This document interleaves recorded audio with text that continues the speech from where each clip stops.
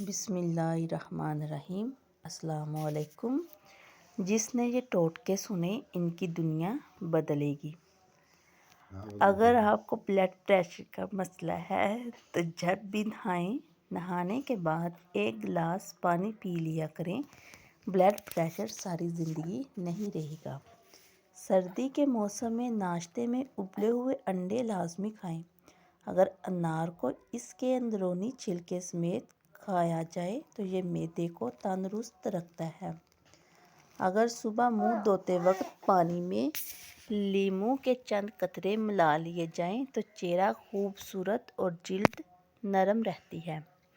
سوزش یا مرہم دور کرنے کے لیے مکوں کا پانی استعمال کرنے سے جسم کی اندرونی بیرونی ہر قسم کی سوزش سے نجات ملتی ہے۔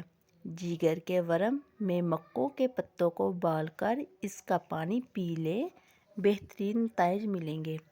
سردی کے موسم میں چھوٹے بچوں کو صبح کی دھوپ دینا بہت ضروری ہے، لیکن ڈائریکٹ دھوپ میں نہ لٹائیں بلکہ چادر کی آڑ میں بچوں کو رکھیں۔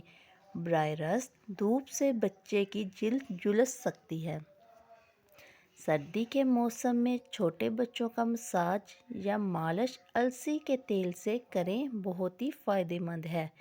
رات کو 12 بادام پانی میں بھگو کر رکھ دیں اور چھیل کر صبح نہارے منہ کھائیں، بہت فائدہ مند ہے۔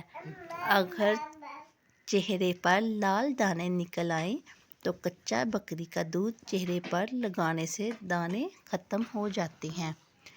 اگر دانتوں پر میل جم گئی ہو تو ککر کا کولا لے کر اس سے دانت ملیں اور اچھی طرح دھو لیں، بالکل صاف سفید ہو جائیں گے۔ پیشاب کا انفیکشن۔